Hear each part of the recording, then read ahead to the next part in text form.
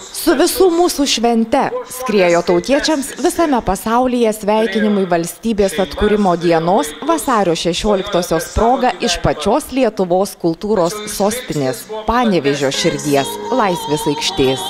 Su pasididžiavimu prisiminta mūsų tėvynės gyvuojančios šimtmečius reikšmė Europos istorijoje.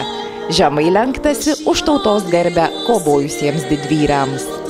Vasario 16-oji buvo lyg atrama mūsų partizanams, laisvės kovotojams, disidentams. Lietuvos nepriklausomybės aktas 1918 metais pasirašytas 20 Lietuvos tarybos narių buvo tvirtas pagrindas ir 1991 kovo 11-ąją. Iškilmingoje vėliavos kėlimo ceremonijoje aidėjo karaliaus Mindaugo husarų bataliono vidurdienio rimtį sudrebinusi 3 šūvių salvė. Už Lietuvos žmonės! Už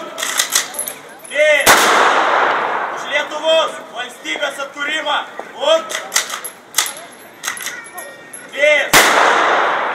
Viltasi, kad jaunoji lietuvių karta gebės išsaugoti aukščiausią vertybę – laisvę.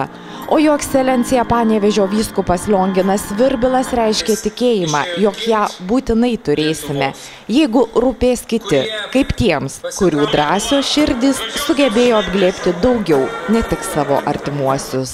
Popietę Cido arenoje sugaudė Laisvės pavasaris, šventinis koncertas, kuriame su bemaž 7000 panevėžiečių minia šventė mylimiausi tautos atlikėjai, orkestrai, šokių ansambliai. Transliuotas prezidentės sveikinimas, dainuota, nes koksgi gimtadienis, juolab valstybės be dainų. Prisiminti istorinės akimirkas kūrė ir su džiaugsmu tai šiandien darantis panevėžiečiai. Jų iškilių ir šalį savaisiais darbais garsinančių daug. Net juokauta, kad jei esi žinoma asmenybė, tikriausiai iš Aukštaitijos sostinės, o šiais metais iš pačios Lietuvos kultūros sostinės.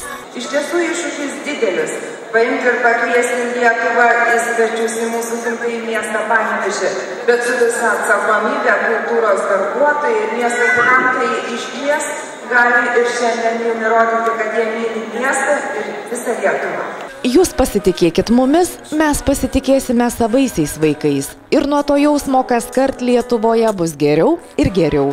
Vienybei kartu dialogui kvietė atlikėja Jurga Šeduikytė, teigdama, kad jos bendraamžiai jau ieško vidinės laisvės. Ir tos paieškos įkvepiančios.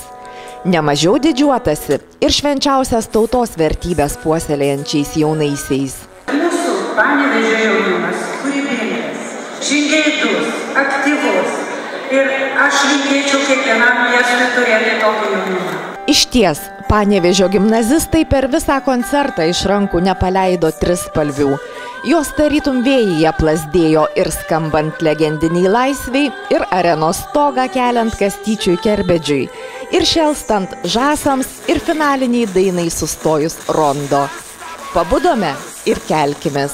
Šaukta Laisvės pavasariu Panevėžyje, Lietuvos kultūros sostinėje.